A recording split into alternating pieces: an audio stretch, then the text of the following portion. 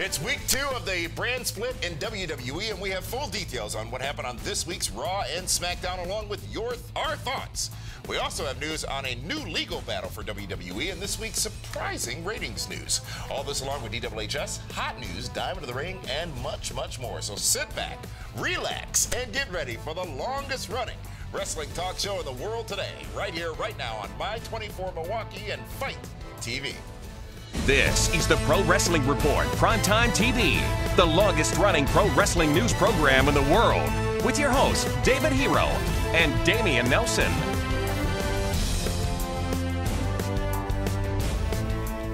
Welcome, ladies and gentlemen, to the Pro Wrestling Report, Primetime Television. Damian Nelson sitting alongside David Octavius the Tiberius, the alleged backyard, one-time knockout, straight-edge, hardcore, new era hating hero. I'm not new era hating. You are. You're old school. You're embattled and entrenched in the past. You and wear you have era nothing. hats. You have nothing good to say about the future. I do. The future is bright, and I've got to wear shades. I spoke nothing of your spectacles. Well, I'm wearing them right now. No, I don't hate that. I think the new era is going to be great eventually. See, right there. It's the little jabs, Oscar De La Hoya. It's not a jab. It's a little jab, Sugar Ray Leonard. It's a little jabs that you throw in. You mentioned De La Hoya and Sugar Ray, two of the greatest of all time. Boom, we're done. I'm going to give you an opportunity. We're going to, in lieu of this week's big story, David Hero, the big story actually is going to be you getting an opportunity to give the people out there an accurate assessment of your beliefs on these new era talents that you have spent the last 3 weeks, in their mind, bashing. But in your mind, my mind, bashing to a degree. Not even close. You're Squirrel. You're just like you can't. You can't not. You can't not. It's not my fault. So you have for weeks been saying 4 weeks, maybe 4 weeks, but you have been saying that Charlotte is not a good talent in WWE. No, you have been saying she was not a worthy draft pick at number 2 in the draft. You have been saying that she is not good enough. That is what the perception is out there. So I'm going to give you the opportunity to clear it up right now, your assessment of Charlotte. And if you don't mention the draft, perhaps you can make your point. I have to mention the draft. Why? Because that's how it all started. Okay. You can't, Charlotte was not a worthy number 2 draft pick. That's all that I've said. She's not. You can't pass up Brock Lesnar and Roman Reigns. And look at the list of people that were passed up. New Day, Sami Zayn, Chris Jericho, Rusev, Kevin Owens. All those people got drafted after her. None of that says anything, though, about your assessment of Charlotte as the women's wrestler that she is. She's a great women's wrestler. What's great about her? She was the former women's champion. You know, she's all about natural selection. She gets it. Yes, she's going to be great. She's going to, at the rate she's going, she'll have a Hall of Fame career. But she should not be drafted number 2. What? You keep leaving it with, she shouldn't be number 2. She shouldn't. Which negates everything you say before it. No, it does. So fine, we've established she should not be a number 2 draft pick. Right. We've established that. Yes. You are saying that you think she is a great talent. Absolutely. Just leave it there. So now Finn Balor, another person of the new era you don't like. No, I like You have Finn said Balor. he's too small. You have said he doesn't deserve his spot right now. You have said he's not ready for the main roster. I'm sorry, for the SummerSlam main event. Well, I didn't say he's too small. They announced him at 190 pounds. They said it, not me. Okay? Finn Balor is a great talent also.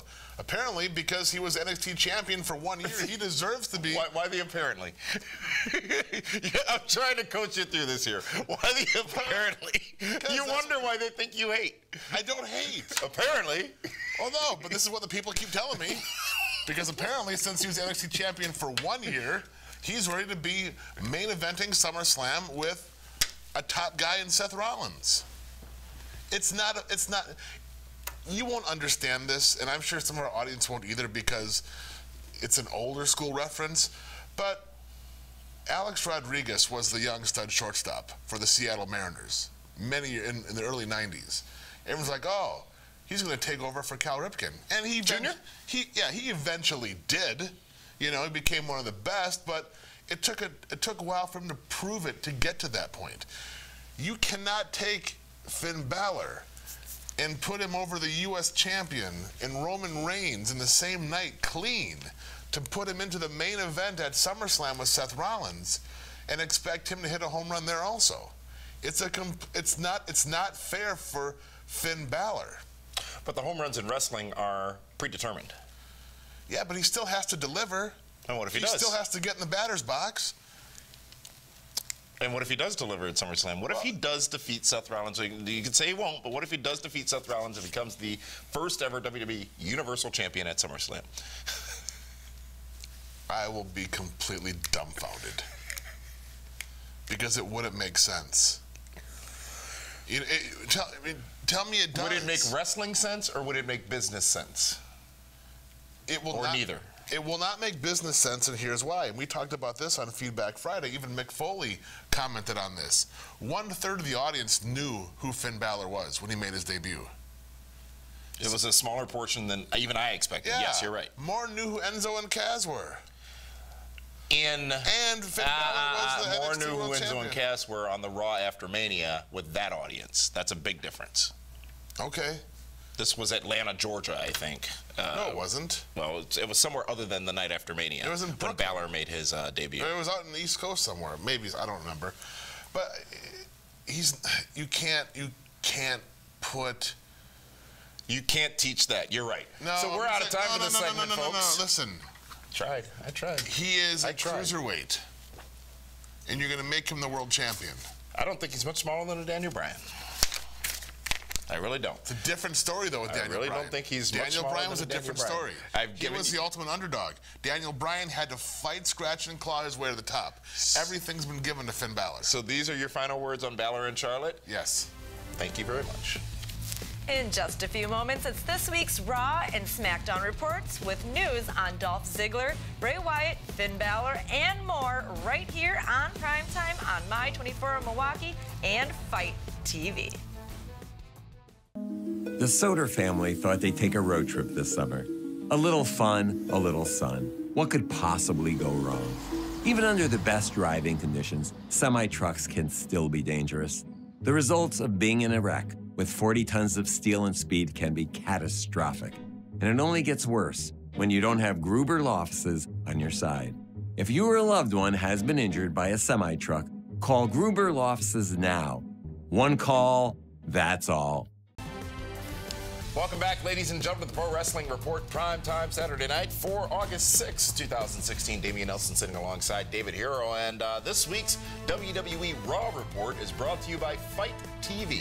Fight TV, which features all kinds of viewing options from wrestling, boxing, MMA, and of course this very program, Pro Wrestling Report, along with Primetime, along with Feedback Friday. Fridays at 8 o'clock and Saturdays at 8 o'clock for Primetime as well. You can download the free FITE Fight app right now in the Google Play and iTunes stores and start exploring your own content on your own time.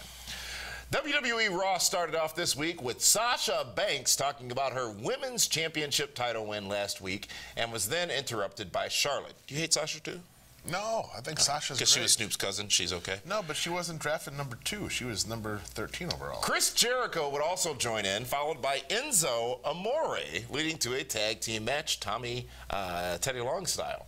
Now, this was an interesting group, and I feel the match certainly delivered. But, David, the question that we must ask ourselves, as this is the new era, is was this whole opening segment and matchup fresh? Yeah, because you didn't expect it. You didn't see it coming. You know, you expect Enzo and Cass to be the tag team, not Enzo and Sasha. Right. I love their interaction. There was a little flirtations going on there. Well, it's Enzo. He's always, how you doing? You know, and then you got Charlotte and Jericho, which are more along the same attitude and arrogant. And yeah. Yes. Well, I wasn't going there, but if that's what you want to call it. They come off as arrogant characters. Absolutely, they believe they're the best in the world at what they do. But they should be. Yes. Charlotte was the number 2 pick in the draft. She should be that good. and a former women's champion. I enjoyed the pairing of her and Jericho as well. I think they played off of each other incredibly well. However, some people, the reason I asked was it fresh, is some people, some of the feedback we got on Twitter during Raw was that this was nothing new because it was the same thing, promo into tag team match. However, the players were completely different, which is what made it fresh. Do you know what the wrestling fans don't understand? What don't they understand, David? Is that because, I'm not talking about this tag team match in general. Okay. But there are some talents that need to do promos before their match because they're not very good at telling the story in their match. They don't have the right psychology or theory to tell the story needed to be told. So they need to use a microphone and words to get their point across. Well, Seth Rollins used a microphone and words as he confronted Finn Balor and pretty much said that Balor did not deserve his spot in the championship match at SummerSlam. Who knew? Now, this ultimately led to Balor getting the attack on Rollins. During the segment, which was a longer segment, and I think people were exposed to an unexpected accent, not that it matters, but an unexpected accent from Finn Balor. Did Balor do what he needed to do in this segment? He said where he's been, what he's done, and how he's going to prove himself at SummerSlam. But in the face-to-face, in the stare down, if you will, did he look like he belonged? Are you saying does he measure up to Seth Rollins? They measured up. Did they? In the face-to-face and the stare down. You know, call it camera angle, smoke and mirrors, whatever. They measured up. It's almost like you're doing AJ Styles 2.0. Seth Rollins isn't that much larger than 190 pounds either. I'm talking about Finn Balor. Yes, you are. And that's saying how he's coming, you know, he's been an international star, he's been all over the world, he's been in Japan. So he's internationally known? Yes. See rock a microphone? So they're comparing, so now they're using the same thing with Finn Balor that they use with AJ Styles. Should the two have touched? Should Balor have gotten his hands on Seth Rollins? Absolutely. They need to do something to get heat there. Where's the heat? There's no heat in this thing right now. Seth Rollins not getting what he feels is entitled to him. He is. The championship he still can't really get his hands on that he never lost. Well, yeah, but Which he'll never get his hands on now because it's a different championship. It's on SmackDown, yeah. In other news from Raw, Jinder Mahal made his return to Raw, defeating Heath Slater in a swift match, securing himself a contract on the show. I like Jinder Mahal. He's a good dude. He's a good, yes, absolutely, and a good talent. But I'm a little surprised by his placement on Raw. He was at Shenanigans in Dallas. He was. I'm a little surprised by his placement on Raw versus SmackDown. Why is that? Well, he just seems like a talent that might be better placed on the wrestling show. Maybe Raw's going to be doing some more events in India. Folks, Mark Henry spoke to Stephanie McMahon and Mick Foley about his desire to bring back the Hall of Pain and got himself a match with Rusev for the United States Championship. Now, I was excited about this one because Mark Henry can indeed be a monster, and I think there is some value in him returning to that role. However, he would be defeated by Rusev in the match. The Hall of Pain was closed down again. It's weird because they're rebooting other stars, but not Mark Henry. His Hall of Pain run, which felt incredibly short, was his best. Sexual Chocolate was good, but that was really his best because he was that monster. Why not? Yeah. Why are they afeared of it? Well, because they got to make sure that the fans know that Rusev is a tough guy. How did you feel about Lana's wedding dress remnants? Good for her. They got married on Friday, her and Rusev in real life. Yeah. Folks, we also had jobbers back on Raw. I love it.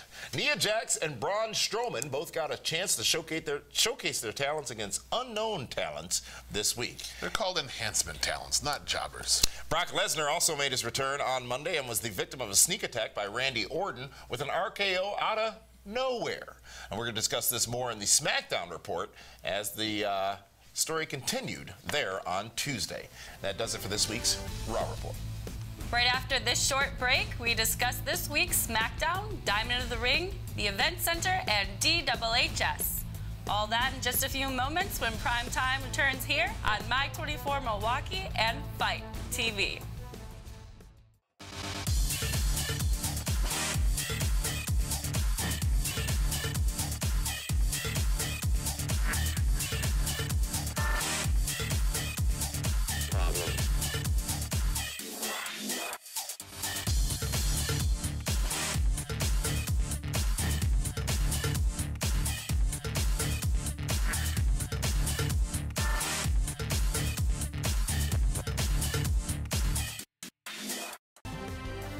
folks, to the Pro Wrestling Report Primetime Saturday night. Have you calmed down yet, David Hero? You're tense. Right now. You're tense. I'm chill. You're defensive. You're combative. You don't understand. I take a lot of abuse from your words. Well, I use my words. Yes, you do use your words. It's what they're for, to be used. Folks, this week's WWE SmackDown Report is brought to you by Gruber Law Offices. Gruber Law Offices is ready to assist you in any of your personal injury needs. All you have to do is give them a call for your free consultation at 414-276-6666. That's 414-276-6666. I was with David Gruber on Tuesday. Is that right? At the Chinooks game with the $1 Million Man. Ah, Ted DiBiase. Yes. Money. Was there a basketball at the baseball game? No, but we talked about it. And he told me how when he was doing an event in Omaha, Nebraska a few years ago, he was at the car rental place and felt a tap on his shoulder, turned around and looked up. 6'7" young black man. Yeah. That was the kid that kicked. Was it really? Yes. That's he said fantastic. it was just amazing. Just amazing. That's fantastic. He said that he talked, to the guy and he got a basketball scholarship. Ted DiBiase made that happen. You know why? Because the kid was so distraught, he lost $500. All he did was dribble nonstop afterwards. Folks, we're referring to a promo that occurred on Superstars Challenge something back in the day in WWE. 1987.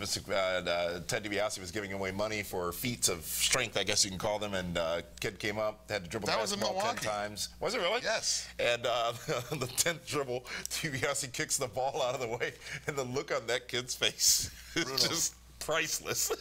Because they didn't smarten the kid up at all. Not at all. He's lucky that wasn't today. He would have got shot. Oh, man. Folks, SmackDown this week focused on the build of Dolph Ziggler towards his big match with Dean Ambrose at SummerSlam. The show kicked off with Dean challenging the viability of Ziggler even being in the match. Now, this was strikingly similar to the exchange between Balor and Rollins on Monday's Raw. Ziggler was then attacked and challenged by Bray Wyatt to a match where he would put his championship opportunity on the line. Why do you do that? Ziggler accepted the match and ultimately got the win in the main event, keeping his spot. But was this a good way to build Ziggler in the match? No. Ziggler needs to have some more attitude and say, screw you, Bray Wyatt. Here's the thing, though. Over the course of the evening, he had a ton of attitude. After that promo and after he was beat down verbally, yes, he confronted Shane, he confronted Daniel Bryan, he confronted everybody who challenged him. Why would he put his title opportunity on the line? He's had a rough last 2 years. He's lost a lot of big matches. Okay? Why do that to yourself? He wanted to prove himself, at least from the words coming out of his mouth leading up to the matchup. And Bray Wyatt's involvement was interesting because it seemed obvious that Bray Wyatt might take that shot from Ziggler, but that would not be the case. No. And it's an interesting dynamic with Dolph Ziggler being the #1 contender to Dean Ambrose. Because you just can't absorb that, can you? I can't. Why not? He's a former world champion. He's a great talent. He's a tremendous star. He's endorsed. Why not? This is going to be taken the wrong way by so many people. And I shouldn't say it. These are good steps you're taking right now, so maybe you shouldn't say it. But here's the thing. And I'm comparing it to the 80s. Because you live in the past. Well, no, because that was my favorite era of pro wrestling. Most people's. He's almost like Tito Santana. He is a great babyface. Everybody loves him. And he's put in a lot of great programs with people. But Tito always came up short by a different type of heel. Right? Yeah. You know what I mean? Yeah. Tito was Intercontinental Champion for a time, though, yes, right? He was. And multiple-time tag team champion. But he always came up short against Rick Martel, Kurt Hennig, different guys like that. And I think that because Dolph Ziggler for the last year, and it's not his fault, it's because of the way he's been written. And let's keep that as an important fact. It's nothing Dolph Ziggler has done himself. It's the way his character has been written that he hasn't had an opportunity to get back up to that next level again. Also on SmackDown, folks, we saw Brock Lesnar get his retaliation on Randy Orton with an F5 after Orton had attacked Lesnar on Raw. It's obvious now. While it was obvious this would happen, it still came off very well with the Blue Brand trying to keep Lesnar out of their show. But David, the question is, should the two be crossing brands leading into SummerSlam? Absolutely. Again, you need to build heat for this match. You just can't put on the marquee. For what reason? Who are you going to cheer for? You've always talked about this poster. A poster with Randy Orton and Brock Lesnar on it will put butts in seats. Absolutely. But you still have to tell a story. Folks, also on Tuesday's show, Heath Slater, the endorsed Heath Slater, gets a shot at a SmackDown contract. That's next Tuesday. Next week, he's going to take on Rhino. And if he wins, Rhino he's in. Won the Dearborn primary. He did. Yes. The Republican primary. Who would have thought freaking Rhino? I mean, we spent time with Rhino on Miami Beach talking about, what was that? Riptides. I think the results of the voting came in the moment he speared Heath Slater on SmackDown this past Tuesday. It doesn't hurt to be on TV when you're going for... Folks, Apollo Crews became the #1 contender for the Miz's Intercontinental Championship, defeating Kalisto and Baron Corbin. And we also saw the debut of American Alpha defeating the Vaudevillains. And John Cena and AJ Styles agreed to have yet another match at SummerSlam. That's it for this week's SmackDown report. But you can get our thoughts on what show won the week. I have more thoughts. On the all-new PWR Battle of the Brands, which is available right now exclusively on our YouTube channel. You always cut me off. Welcome to the PWR Event Center, brought to you by Casablanca on Brady, bringing you the finest in Middle Eastern cuisine. And Julie, how about the Casablanca Rumble this past weekend at Brady Street Days? It was fantastic. Yes. Great crowd going, absolutely amazing. Unfortunately, Omar the Hookah Man was not able to make it. But he's no Jesse Goddard, who got the crowd going. Yeah, I think he brought down a bigger crowd, perhaps some ladies coming down to the ring that day. Ladies screaming out from the sidelines. We pulled up 4 girls from the side. He was happy to give them some T-shirts. Oh, what are you going to go with that? Okay, but this is the 6th year in a row we had the Casablanca Rumble, so thank you again, everybody, for attending our tremendous show. Meet former TNA knockout ODB in Sturgis, South Dakota, appearing August 4th through the 14th at the Iron Horse Saloon. ODB will have her now famous barbecue products at the event as well. That's it for this week's Event Center, brought to you by Casablanca on Brady. Well, thank you, ladies. Linda and Julie back this week. Where's Cal? He's in football practice. Can you believe that? He's got a contract here for the summer of Cal with this show. Is it over? I hope so. Let's go to this week's Diamond of the Ring, folks. Well, this week's Robert Hack Diamond of the Ring. That is indeed. Is the latest addition to Monday Night Raw. Jinder Mahal putting the big boot to Heath Slater to get the 1, 2, 3. Jinder Mahal, the Robert Hack Diamond of the Ring. Good choice. It's a great choice. You can pick Heath next week when he gets his I don't think he's going to contract. Primetime returns in just a few moments with this week's hot news, including news on 2 WWE Hall of Famers, a new legal battle for WWE, and this week's ratings news, followed by DWHS.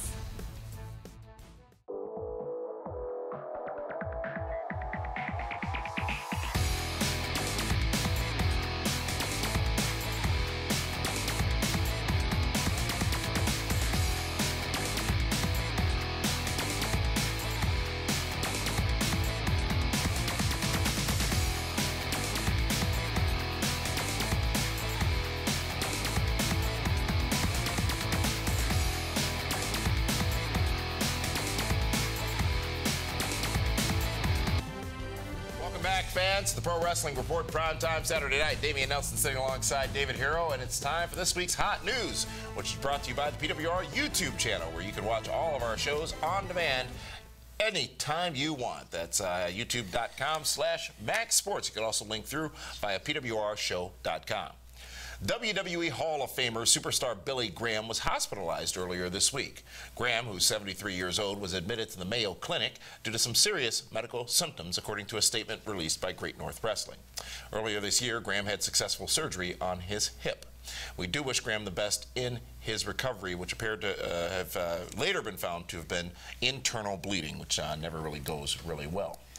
WWE has been slapped with another concussion-related lawsuit. This recently filed suit names 53 former wrestlers and referees, including, listen to these names, David Hero, Earl and Dave Hebner, Shane Douglas, Marty Jannetty, the Outlaw Ron Bass, Axe and Smash or Demolition, and Jimmy Superfly Snuka, who was recently found incompetent to stand trial in the 1983 murder of his girlfriend because of quote-unquote damage beyond repair from years of wrestling stunts.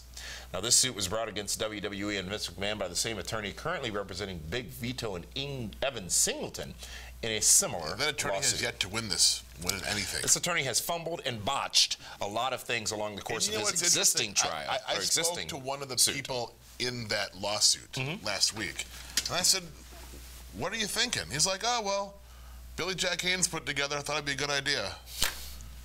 What? There's nothing to lose for them. Yes, they're not paying yes. a dime. They're just names in a class action. You don't want those names. Now you're blacklisted. Oh, absolutely. Yeah, well, yeah. Well, some of them already were, though, on that list. Do you think there's any validity to these concussion claims and these injury Do you know why claims they're doing against it? WWE? Because the NFL paid out $1 billion some. Very true.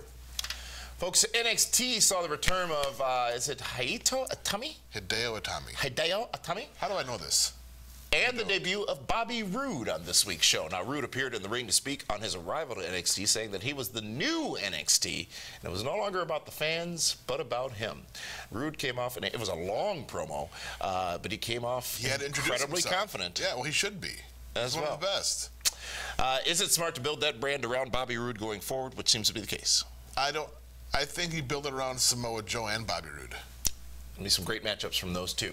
Folks, in ratings news this week, the strength of SmackDown going live lost a little bit of its luster in its second week.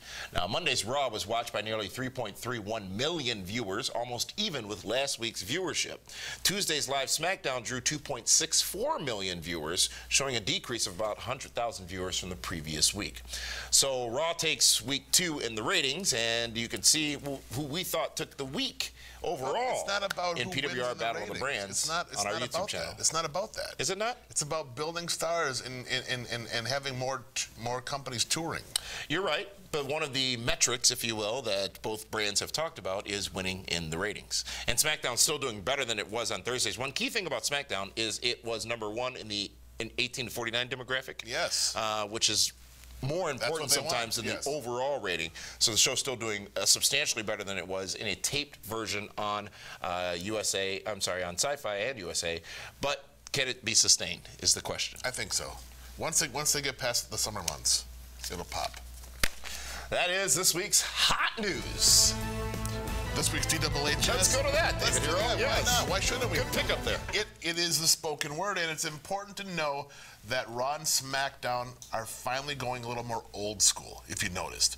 They're bringing back the enhancement talents for guys like Braun Strowman and Nia Jax, which is huge because you don't want Braun Strowman beating your already drafted superstars in squash matches, getting them over as a monster the same way as Nia Jax. And what I love, if you noticed it the last couple of weeks on SmackDown, they are making the finishers important again. When was the last time you really saw Dolph Ziggler beat anybody with a super kick? He's done it now the last 2 weeks, and he's done it convincingly. Bringing back some old... So now you like Ziggler? No, I like the fact that he uses a super kick and he's beating people with it. I like Dolph Ziggler. I think he's a cool dude. No, it's not that hard to follow. You should publish your platform on our website. The platform of David Hero. You know, like the Republicans. It's going to be a great platform. It's going to be fantastic. You're going to love it. Only you can do it. And with that, David Hero has spoken. And with that, folks, that's this week's Pro Wrestling Report Prime Time. For that one, this is Davia Nelson saying thank you so much for tuning in. We'll see you next week right here again on My 24 Milwaukee.